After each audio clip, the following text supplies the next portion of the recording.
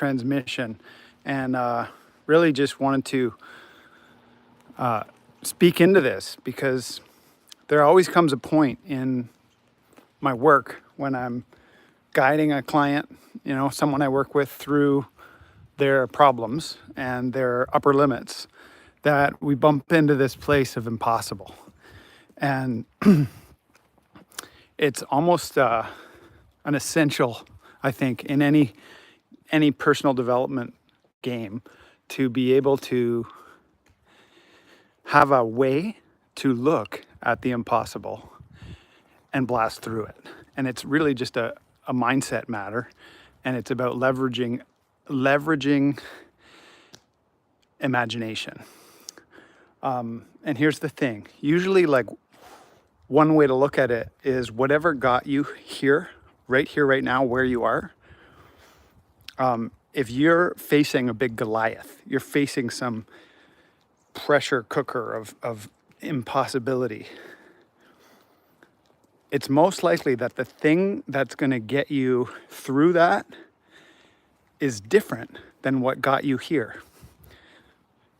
You tracking? The tools and weapons that you have used to forge your path to get here, and the skills are different than what is being asked of you to get to the next peak in your ascent, the next breakthrough. So I'm talking in the metaphor of like tools, weapons, skills. That's one way of languaging it. But the truth is it's a question of identity. And more often than not, skills, tools, and weapons, those are part of it, frameworks, contexts, and relationships. But it boils down to the question of who, not how. Like, who do I need to become? Who do you need to become in order to get that next breakthrough? So that is the real gold, distilled down to it, is the question of who, not how. And I was in this conversation yesterday with someone about the tension between, say, Atomic Habits. Maybe you've heard of that book. It's all about setting really good habits, because it's your habits that determine your success and your outcomes more so than your goals.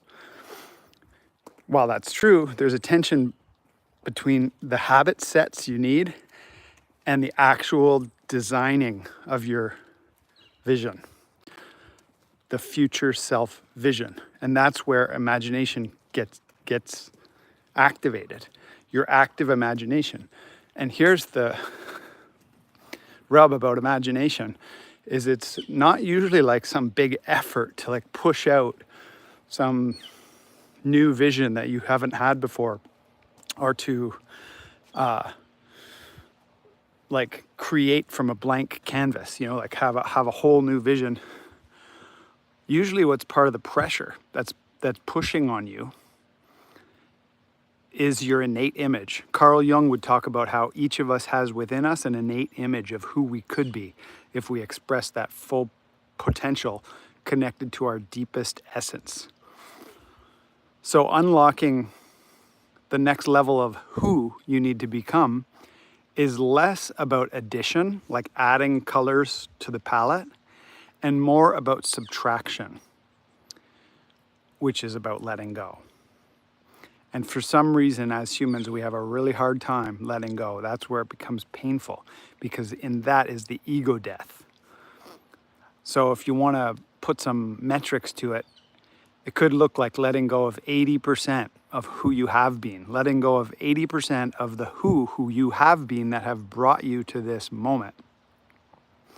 And then doubling down on the 20, the 20% that are aligned with your unique abilities, your unique power, your unique genius, something that is not something you can buy at a weekend workshop, or, just go drink some ayahuasca and think that, okay, now I've got it. This is about doing deep soul searching and slowing down, and really slowing down, because slow and down are both modes of soul. And when you give yourself permission to slow down, then you can start to hear what it is. Because here's the other thing about active imagination. This is also from Carl Jung.